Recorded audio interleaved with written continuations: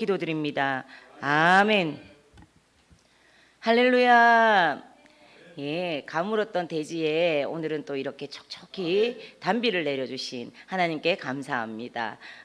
정말 이렇게 대지에 내리고 있는 이 단비처럼 우리의 심령에도 성령의 단비가 충만하게 내려지는 이 시간이기를 소망합니다. 아멘. 오늘은 제가 기도하면서 언급했던 것처럼 성령 강림 주일입니다. 정말 예수님께서 부활 승천하신 후에 약속하신 성령을 기다리라 하신 그 언약을 믿고 주님의 말씀을 믿고 함께 모여 마음을 다해 기도하던 그들 위해 불과 같이 임하셨던 그 성령, 그리고 그 성령 강림 주일이 교회의 시작이 되어진 날이죠. 오늘 우리 함께 모여 예배할 때 그 오순절 마가다락방에 임하셨던 성령 하나님께서 우리 모든 사람의 심령에도 강력하게 임재하여 주시기를 소망합니다. 아멘. 오늘 우리에게 주신 하나님의 말씀은요, 마태복음 6장 9절로부터 13절 말씀입니다. 마태복음 6장 9절로부터 13절요. 한 절씩 교독하시기로 하겠습니다. 제가 먼저 봅니다. 그러므로 너희는 이렇게 기도하라. 하늘에 계신 우리 아버지여, 이름이 거룩히 여김을 받으시오며 나라가 임하시오며 뜻이 하늘에서 이루어진 것 같이 땅에서도 이루어지이다. 오늘 우리에게 일용할 양식을 주시옵고 우리가 우리에게 죄 지은 자를 사하여 준 것 같이 우리 죄를 사하여 주시옵고 함께 봅시다. 우리를 시험에 들게 하지 마시옵고 다만 악에서 구하시옵소서. 나라와 권세와 영광이 아버지께 영원히 있사옵나이다. 아멘. 예, 오늘 이제 6월의 첫째 주부터 주기도문, 주님께서 우리에게 가르쳐 주신 기도, 이 시리즈를 새롭게 시작합니다. 주님께서 우리에게 가르쳐 주신 그 기도를 통해서 우리가 다시 한번 우리의 기도의 삶, 또 기도의 모습들을 점검하고 주님께서 우리에게 주신 그 주기도문의 진정한 의미를 다시 한번 되새기고 이해할 수 있는 그런 은혜가 우리에게 충만하기를 소망합니다. 성경에서 예수님의 그 말씀 중에서 가장 핵심과 중심이 되는 말씀을 선택하라고 한다면 누구라도 산상수훈을 꼽는 데 주저하지 않을 것입니다. 마태복음 5장에서 7장에 이르는 산상수훈은요, 예수님께서 직접 하신 말씀 중에서도 믿는 자들이 따라야 할 가장 중요한 가르침에 속합니다. 이러한 산상수훈의 가르침 가운데서 주기도문요, 가장 중간에 위치하고 있습니다. 위치적인 것뿐만이 아니라 내용적으로도 사실상 산상수훈이 전하고 있는 메시지, 믿는 자, 즉 하나님의 백성의 삶이 어떠해야 하고 무엇을 추구해야 하는지에 대한 핵심적인 그 내용이 주기도문에 담겨 있는 것입니다. 주기도문은요, 단순히 축복을 구하거나 개인적인 간구를 위한 기도가 아닙니다. 주기도문은 하나님의 나라, 하나님의 이름, 하나님의 뜻, 그리고 교회 공동체와 세상에 대한 간구가 공동체적으로 그렇게 표현되어 있습니다. 주기도문의 첫 번째 주석을 쓴 것으로 알려져 있는 초대 교부 터툴리안은요, 주기도문은 모든 복음의 요약이다 이렇게 평하였고, 키프리안이라는 교부는 천국 교리의 체계라라고 평하였습니다. 종교개혁자인 마르틴 루터는요, 주기도문은 최고와 최선의 기도이며 하루의 시작과 마감이라라고 하였으며, 존 칼빈은 신자가 간구해야 하는 모든 것이다 이렇게 평하였습니다. 위대한 신학자이자 또 신앙의 선진들이 이구동성으로 주기도문이야말로 기독교의 핵심이며 중심이라고 말합니다. 그러나 오늘날 우리는 주기도문을 예배나 모임을 끝내는 기도문 정도로 사용하고 있습니다. 이는요, 자칫하면 주님이 가르쳐 주신 그 기도의 진정한 의미도 모른 채 그렇게 읊조리는 것을 일상처럼 받아들이게 만들어 버립니다. 너무나 많은 경우에 주기도문이 형식적으로 사용되고 있습니다. 우리가 주기도문을 암송하지만 주님의 기도로는 드려지지 않고 있는 것입니다. 그러나 이는 분명히 주기도문을 우리에게 가르쳐 주신 그 주님의 뜻과는 너무나도 다른 것입니다. 앞서 언급한 마르틴 루터는요, 주기도문을 역사상 가장 끔찍한 순교자라고 표현을 했습니다. 그는 자신의 저서인 진정한 기도에 이르는 쉬운 길에서 다음과 같이 지적합니다. 한 해 동안 얼마나 많이 주기도문이 외워지고 있는가. 그러나 그런 식으로는 수천 년 동안 외운다고 할지라도 주기도문의 본문 안에 있는 1.1액이라도 진정한 의미를 맛보거나 하나님께 올리는 기도로서 드려보지 못할 것이다. 한마디로 말해서 주기도문이야말로 지상에서 가장 끔찍한 순교자이다. 주기도문은 온몸으로 고문을 당해왔고 오용되어 왔으며 소수의 신자들만이 그것을 올바로 사용하여 위로와 기쁨을 누렸다. 그의 이러한 날카로운 지적은요, 주기도문을 오용하고 있는 당시 교회 현실의 전곡을 찌른 것이었습니다. 우리의 현실은 어떠한가요? 마커스 다드 교수는요, 주기도문은 비록 어머니의 무릎에서 배울 수 있는 것이지만 그 기도문의 뜻을 충분히 알려면 한평생이 걸리고 그 기도가 모두 응답되려면 영혼까지 걸림을 발견하게 된다라고 말했습니다. 그렇습니다. 한 사람의 그리스도인이 마음 깊은 곳에서 우러나오는 확신과 사랑으로 주기도문을 따라 기도할 수 있다면 그 사람은 최고의 영적 상태에 있다고 말할 수 있습니다. 그러나 다수의 경우 그런 상태이지 못할 때가 많습니다. 우리가 주기도문의 기도를 자신의 기도로 드릴 수 없는 이유는 무엇일까요? 바로 그것을 가르쳐 주신 예수 그리스도께서 바라보시는 그 삶의 관점과 우리의 관점이 매우 다르기 때문입니다. 예수님께서는요, 이 기도문을 당신이 올리셨던 기도로만 기억하고 기념하라고 가르쳐 주신 것이 아닙니다. 주님의 기도에는요, 주님의 마음이 담겨져 있습니다. 우리가 주님이 가르치신 기도로 기도하는 것은 예수님의 마음으로 기도하는 것입니다. 예수님께서는 우리가 그분의 마음으로 살아가기를 원하십니다. 그래서 예수님의 마음이 담긴 그 기도를 우리에게 가르쳐 주셨습니다. 주님은요, 이 기도가 우리의 기도가 되기를 원하셨기 때문에 주신 것입니다. 어쩌면 우리 예수님께서는 우리가 이 기도를 할 때마다 우리의 온 마음이 이 주기도문의 내용에 깊이 스며들어서 이 기도가 예수님께로부터 배운 기도문이라는 사실조차도 우리가 잊어버리기를 바라실지도 모릅니다.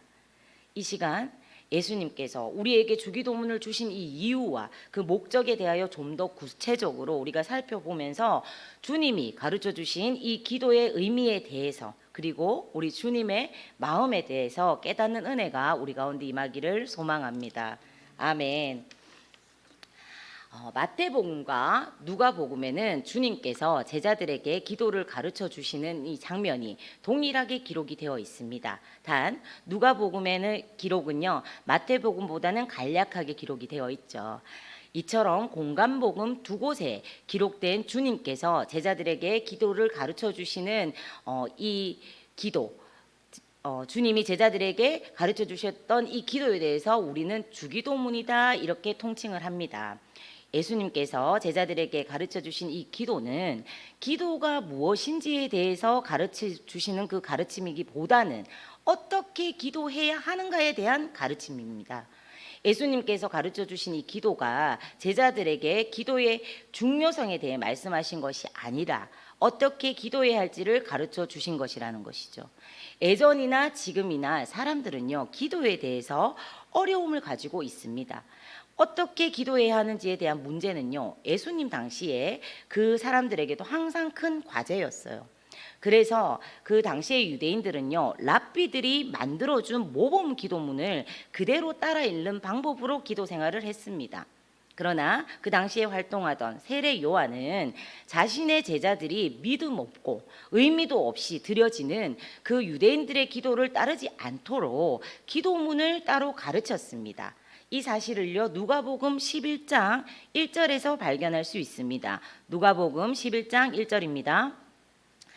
예수께서 한 곳에서 기도하시고 마치심에 제자 중 하나가 여짜오되 주여, 요한이 자기 제자들에게 기도를 가르친 것과 같이 우리에게도 가르쳐 주옵소서.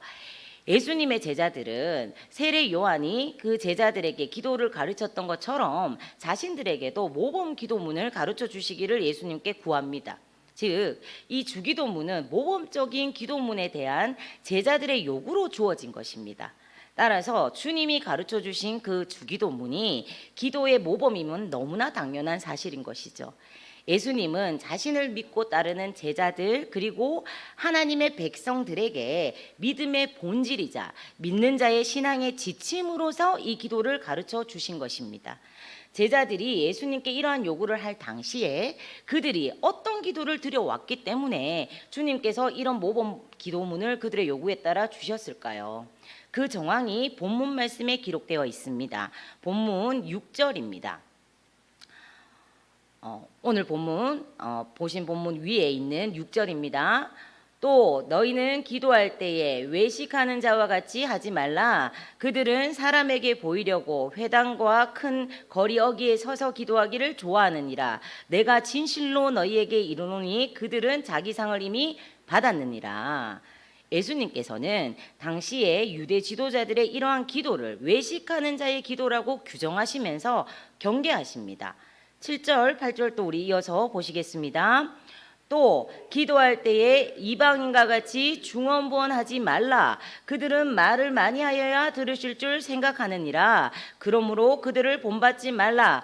구하기 전에 너희에게 있어야 할 것을 하나님 너희 아버지께서 아시느니라. 아멘. 예수님께서는 사람에게 보이려고 하는 기도, 이방인과 같이 중언부언하는 그런 기도를 따르지 말라고 경고하십니다. 외식하는 기도는 믿음이 없는 기도이고 다른 사람에게 보이기 위한 기도입니다. 마가복음 12장 38절로부터 40절은요, 이를 좀 더 구체적으로 표현하고 있습니다. 우리 함께 보시겠습니다. 예수께서 가르치실 때에 이르시되 긴 옷을 입고 다니는 것과 시장에서 문안받는 것과 회당의 높은 자리와 잔치의 윗자리를 원하는 서기관들을 삼가라. 그들은 과부의 가산을 삼키며 외식으로 길게 기도하는 자니 그 받는 판결이 더욱 중하니라 하시니라. 아멘. 당시의 과부들은요, 남편이 없는 상태에서 자식을 키우면서 그렇게 살아갔어요. 그러면서 호시탐탐 그 재산을 노리는 사람들로 인해서 두려움을 가지고 그렇게 살아갔습니다. 그래서 믿을 수 있는 제사장이나 서기관들을 찾아가서 재산을 맡기고 위탁하는 경우들이 있었어요. 일부 제사장들과 서기관들은요, 그런 과부들의 가산을 탐내서 거리에 서서 길게 기도하고 소위 거룩하고 영적으로 보이려고 노력했습니다. 그리고 그 과부들이 가산을 맡기면 이를 삼켰습니다.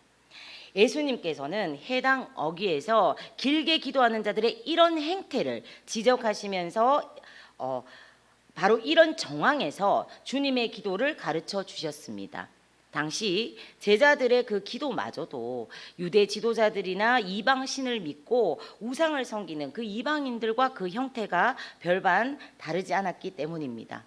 상황이 이러하니 제자들이 만일 기도의 모범을 가르쳐 주실 것을 예수님께 요구하지 않았더라도 예수님께서는 분명히 가르치셨을 것입니다. 예수님께서 이 본문을 통해 성도들이 피해야 할 기도의 두 가지 태도에 대해 말씀해 주신 것이 무엇입니까? 무엇이었죠? 외식과 중언부언입니다. 외식은요, 사람들에게 보이려고 우리가 앞서 살핀 것처럼 회당과 큰 길 모퉁이에 서서 기도하기를 좋아하는 위선자들이 하는 행동을 말합니다. 예수님은 제자들에게 기도할 때 그렇게 해서는 안 된다라고 말씀하셨어요. 중언부언은요, 이교도들이 하는 주문 형태의 기도를 의미합니다.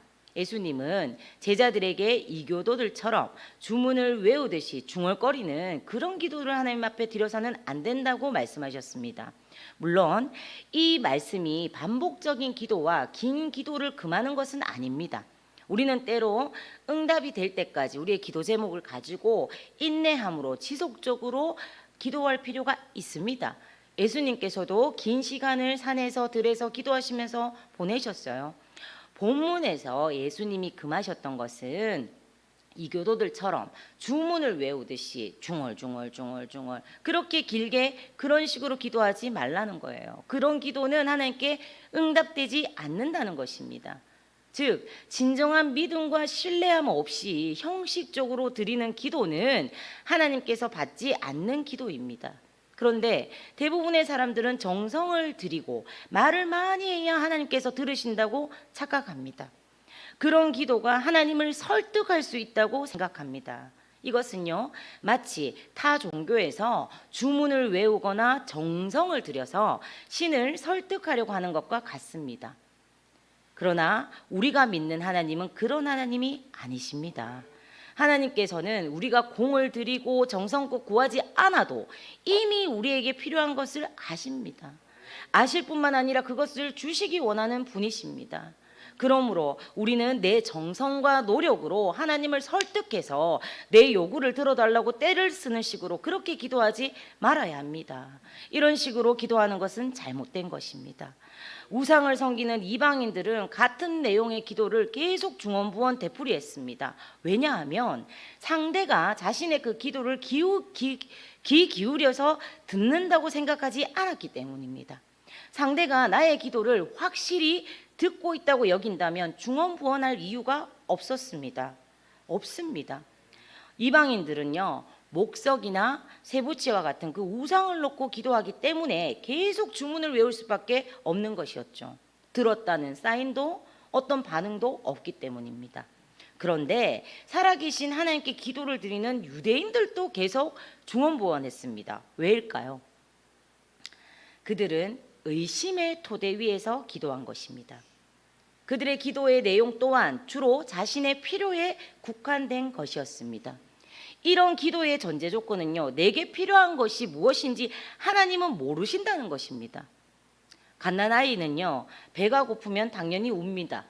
그런데 아이가 꼭 울어야만 엄마가 젖을 줍니까? 그렇다면 그 엄마는 자격 미달입니다.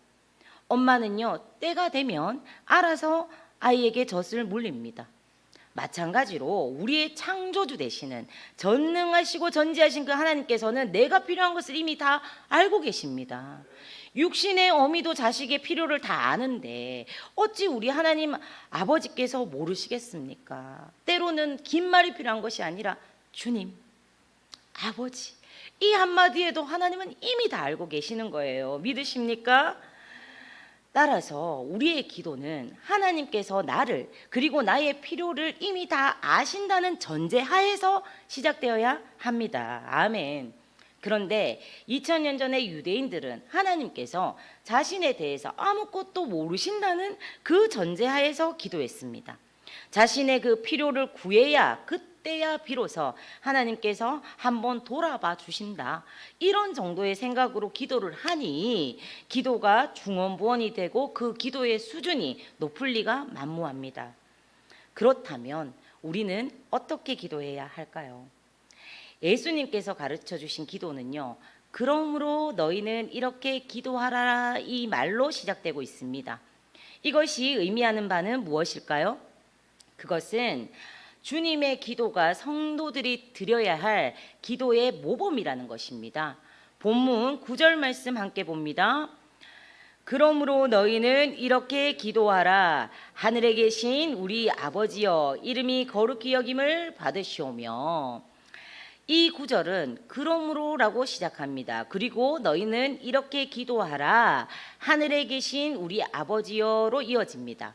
즉 너희들이 지금 기도하는 모든 기도의 내용과 형태는 하나님 아버지를 믿는 자다운 기도가 전혀 아니므로 이렇게 기도하라고 하신 것입니다.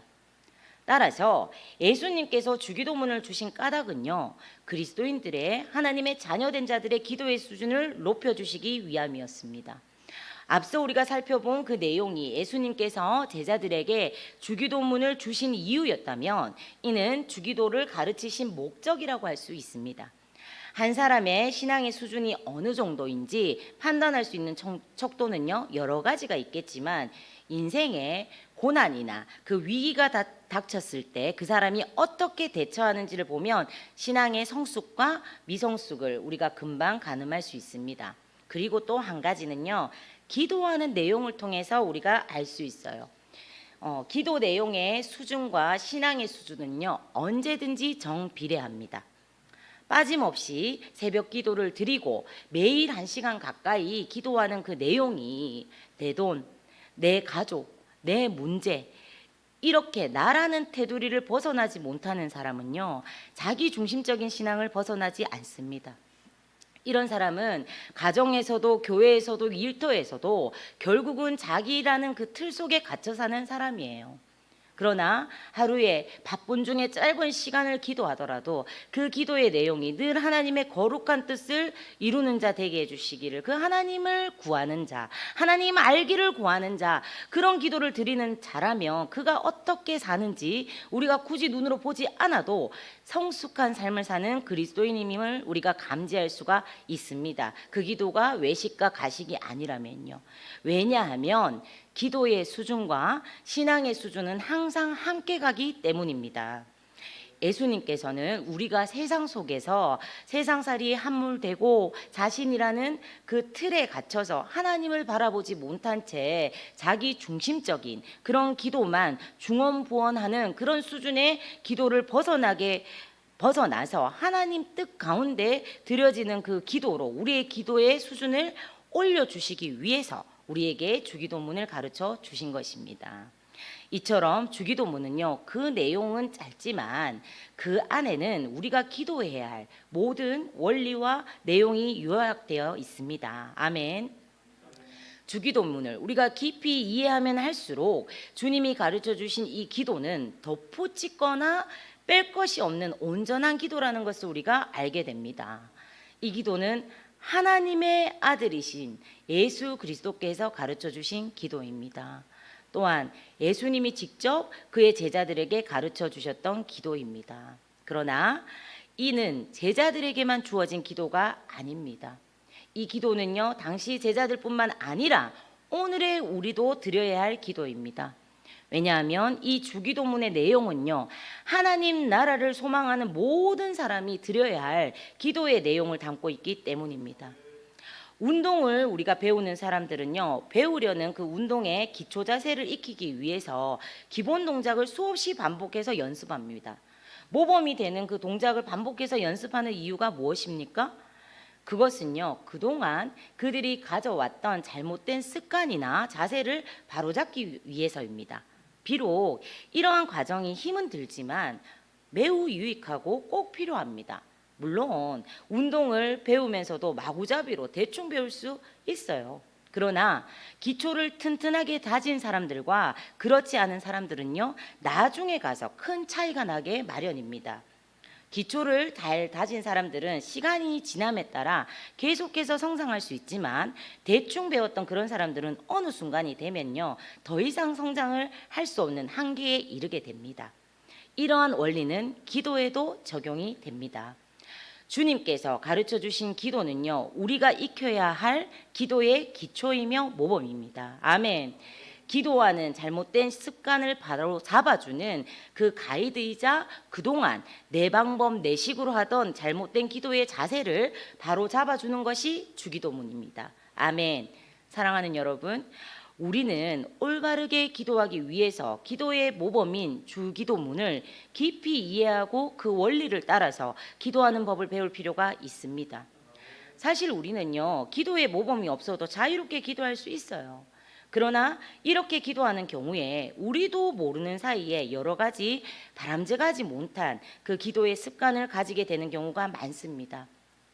우리들의 기도의 태도와 기도하는 내용을 보면은 주기도문과는 달리 매우 이기적이고 자기중심적인 그런 경우가 많습니다.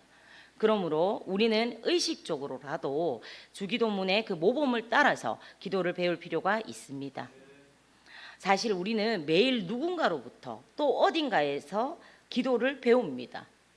이게 무슨 소리일까요? 인간에게 있어 기도는요, 삶의 방식이자 고백이며 방향입니다. 우리는 특정 종교로부터 기도를 배우고요, 학교로부터 기도를 배우고요, 세상으로부터 기도를 배웁니다.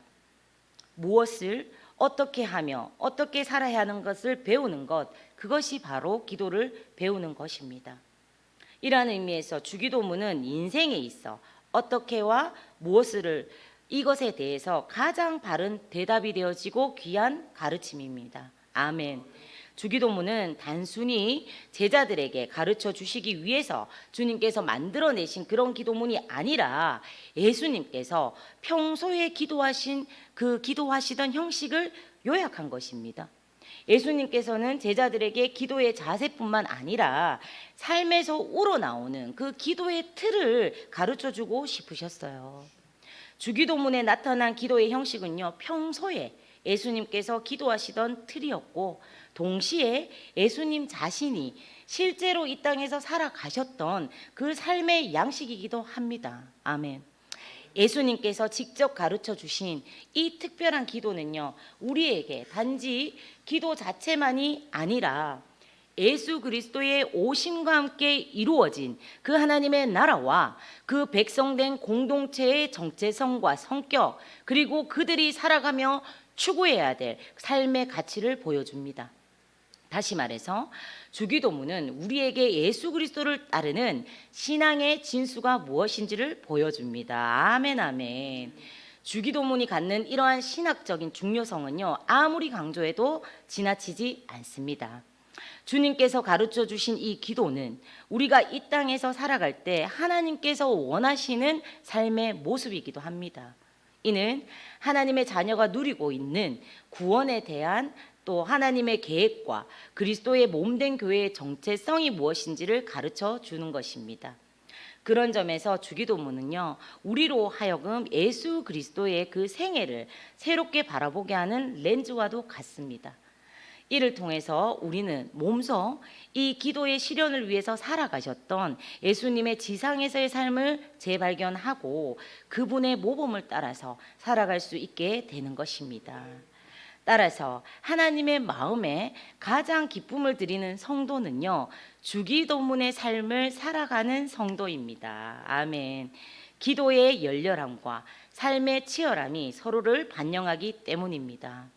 주기도문을 삶으로 살아내는 사람들만이 주기도문을 자신의 기도로 삼아서 눈물 어린 진정한 기도로 드릴 수 있습니다. 그러므로 주기도문을 배워가는 동안에 우리가 삶이 기도를 반영해서 우리 자신이 온전히 서갈 수 있도록 결단해야 합니다. 아멘. 우리는 기도하는 것만큼 살 수 있고 사는 것만큼 기도할 수 있습니다. 아멘. 성도들의 삶은요, 기도로 시작하고 기도로 마칩니다. 따라서 기도의 중요성은 아무리 강조해도 다함이 없습니다. 그러나 나의 뜻이 아니라 주님의 뜻이 이루어지기를 바라는 것이야말로 우리가 하나님께 기도하는 궁극적인 목적입니다. 기도의 궁극적인 목적은요, 내가 바라는 것을 내 손에 넣는 것이 아니요, 어떤 영감이나 어떤 영역을 얻기 위함도 아닙니다. 오직 꺾을 수 없는 나의 뜻을 꺾고 하나님의 뜻에만 순종하는 것, 그것이 우리의 기도의 궁극적인 목적임을 이 시간 기억하시기 바랍니다. 이 시간 우리를 구원하시기 위해서 십자가를 지시기 전 그 겟세마네 동산에서 땀이 핏방울이 되도록 기도하시며, 내 아버지여, 만일 할만하시거든 이 잔을 내게서 지나가게 하옵소서. 그러나 나의 원대로 마시옵고 아버지의 원대로 하옵소서 하신 그 주님의 기도에 귀를 기울여 보시고 그 주님의 모습을 그려보시기를 바랍니다.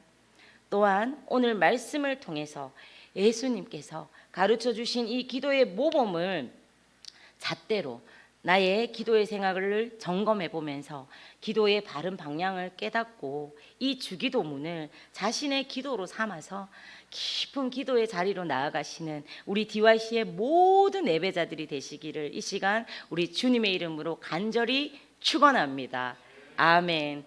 우리 이렇게 주님께서 우리에게 가르쳐 주신 이 귀하고 특별한 기도, 이때까지 우리가 너무 형식적으로 그렇게 알고 그렇게 사용해 왔더라면 이번에 주님이 가르쳐 주신 기도 이 시리즈를 통해서 다시 한번 이 주기도문에 대해서 우리가 깨닫고 주님이 원하시는 또 하나님 앞에 드려질 만한 그 아름다운 기도의 사람으로 빚어질 수 있는 은혜가 우리에게 충만하게 임하기를 소망합니다. 아멘. 그래서 한 번을 기도드려도 우리가 이방인들처럼 중언부언하거나 어떤 외식과 가식으로 사람에게 보이기 위해 기도하는 것이 아니라 우리 한마디 주여 이 소리에도 하나님께서 응답해 주실 수 있는 아버지 이 한마디에도 내가 다 한다 하시는 주의 음성이 임할 수 있는 정말 참된 기도로 세워지는 우리의 모든 DYC가 예배자들이 되기를 소망합니다. 아멘. 우리 이 시간에 함께 찬양하실 때에 우리의 기도의 삶에 대해서 우리가 기도 앞에 어떤 모습이었는가, 우리의 기도의 자세가 어떠했는가 다시 한번 돌아보시면서 그렇게 기도할 수 있는, 찬양할 수 있는 시간이기를 소망합니다. 우리 오늘 집을 나서기 전 함께 찬양하시겠습니다. 오늘 집을 나서기 전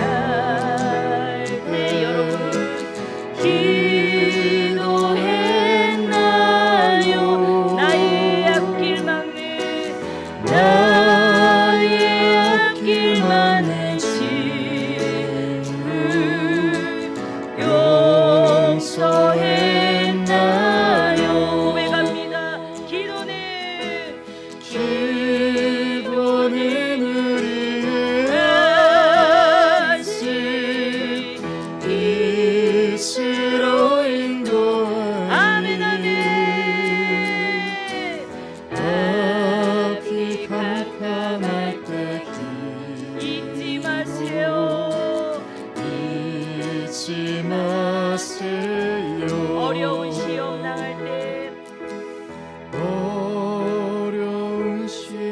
당할 때 우리의 모습을 돌아봅시다.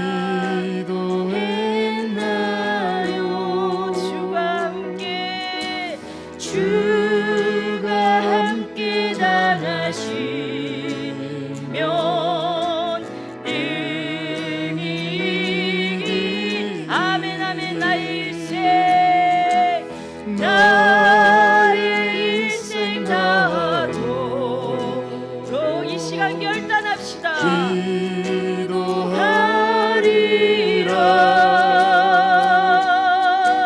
주께 맡긴 나의 생애 영원하리 아멘 아멘 기도는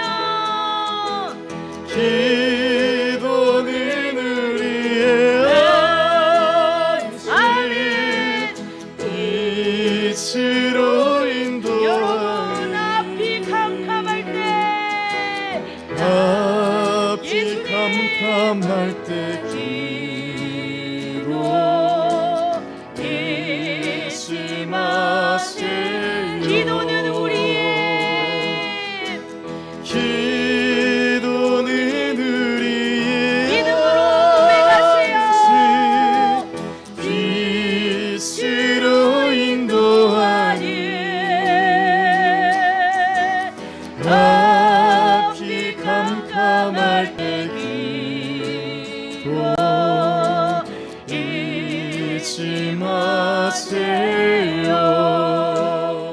우리 이 시간 함께 기도합니다. 주님, 오늘 이렇게 주님 앞에 예배하러 나오는 자리, 우리가 일상에서 어떤 삶을 살아가기 전에, 집을 나서기 전에 기도하던 우리의 모습이었는지, 캄캄하고 어려운 시험 당할 때 우리는 과연 기도의 자리에 먼저 나아갔던 사람들인지, 마음의 분노와 화가 차오를 때 먼저 하나님 앞에 엎드렸던 사람들인지, 우리 다시 한번 이 시간 하나님 앞에 우리의 모습들을 돌아보기 원해요. 십자가의 그 그늘 아래 나아가서 너무나 삐뚤어지고 잘못되고 자기중심적이었던 우리의 기도의 모습들, 우리의 태도들 이 시간 모두 내려놓고 주님의 그 가르쳐주신 기도대로 우리가 주님의 마음받아 기도하는 자들이 되게 하여 주시옵소서. 이 시간 우리 주여 한번 외치고 기도합니다.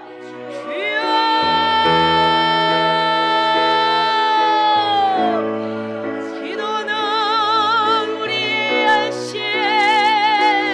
빛으로 인도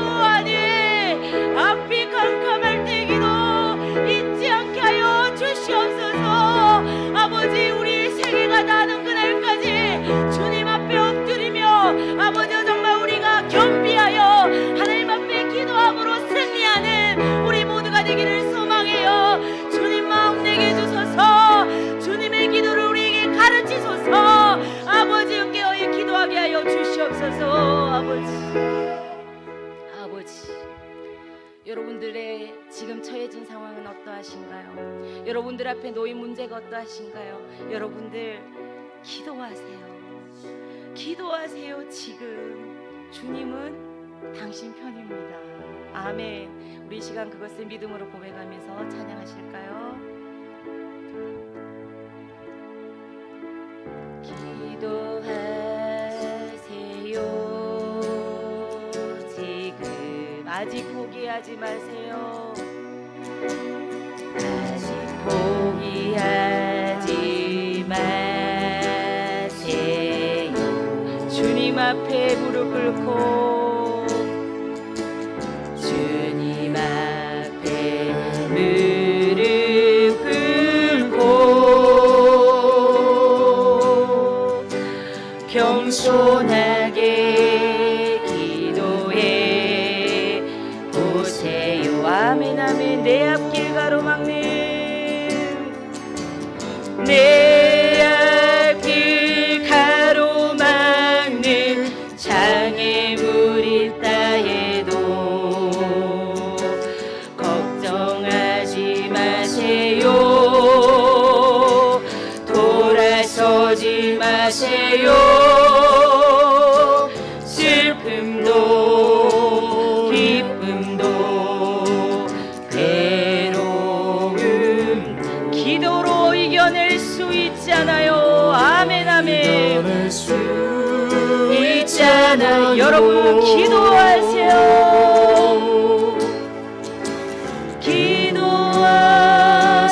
기도하세요. 기도하세요. 주님은 당신 편입니다. 기도하세요. 지금 기도하세요. 지금 아직 포기하지 마세요. 아직 포기하지 마세요. 우리 주님 앞에 무릎 꿇고 주님 앞에 무릎 꿇고 겸손하게 기도해 보세요. 하늘이 무너져도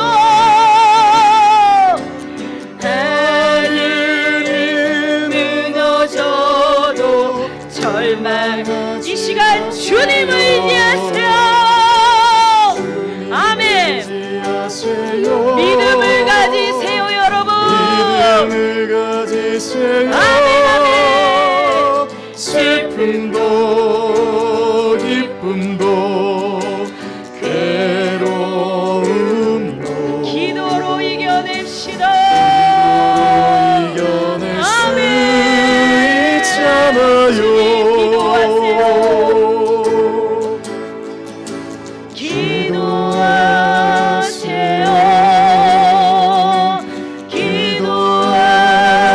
기도하세요. 주님은 당신 편입니다.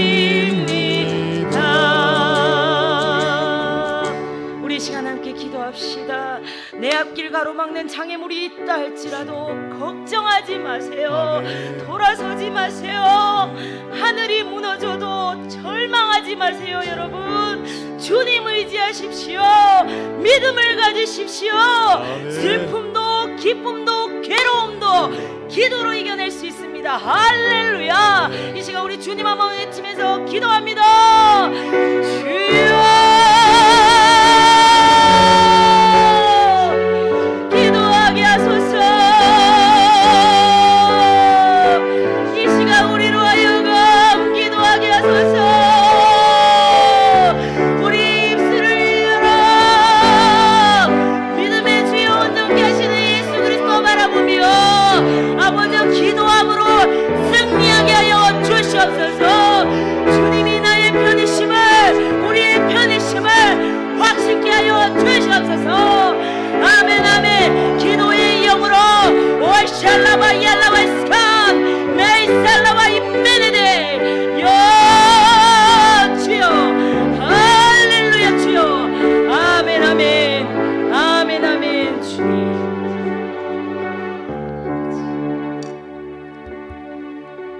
마지막으로 나의 기도는 이런 것 찬양하실 때 이 찬양의 가사가 나의 기도가 되어지기를 정말 주님의 마음을 받아서 주님이 가르쳐 주신 그 기도의 모범을 따라 내 입술의 기도가 이렇게 되기를 결단하고 소망하는 마음으로 찬양하시면 좋겠습니다.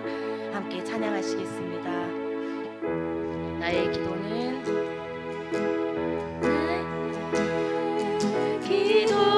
이런 것 겸손하기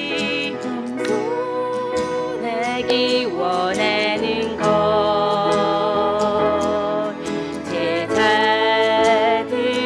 발을 씻기신 주님 닮기 원하는 아멘 아멘 나의 기도는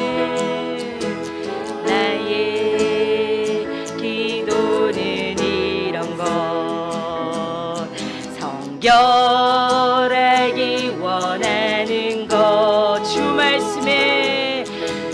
말씀에 생수를 마셔 정결하기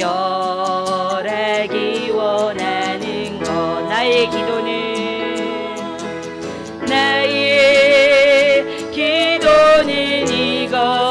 이것이니 주님 얼굴 비추시고 늦게 기도하는 곳에 주여 함께 하소서 나의 기도는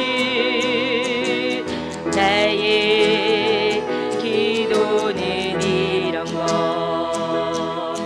소망 중에 거하는 것 이 어두운 세상 속에서 듬뿍 되기 원하는 것 나의 기도는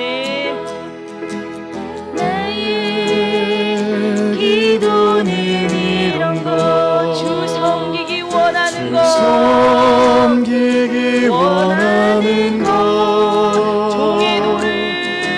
종의 도를 몸소 행하신 주님 닮기 원하는 것 나의 기도는 이런 것 복음의 빛 비치는 것 주님 부탁하신 그 말씀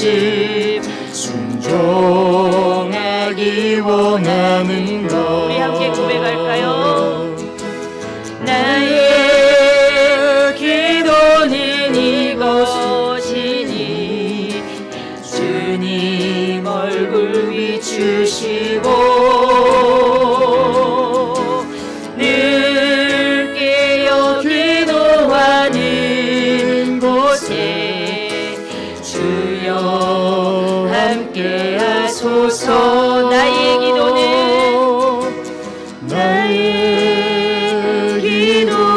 이런 것와 평중에 거하는 것 주의 영광 노래 부르며 주고도 신바라는 것 아멘 아멘 우리 이 시간 기도합니다. 주여 나의 기도가 이러한 기도 되게 하여 주시옵소서. 주님 다시 오시는 그날까지 생명의 복음을 흘려보내는 등불 되게 하시며 주의 오실 길을 굳게 하고 주의 오실 길을 예비하며 정말 주님의 마음받아 기도하는 기도의 사람이 되게 하여 주시옵소서. 이 시간 주여 한번 외치고 기도합니다. 주여 나의 기도는 이런 것 겸손하기 원하는 것 제자들의 발을 씻기신 주님 남기 원해요. 아버지 정말 제자의 아버지 정말 그 모든 것들을 사랑하신 주님 남기 원합니다. 우리의 기도가 이런 기도 되게 하여 주시옵소서. 아멘.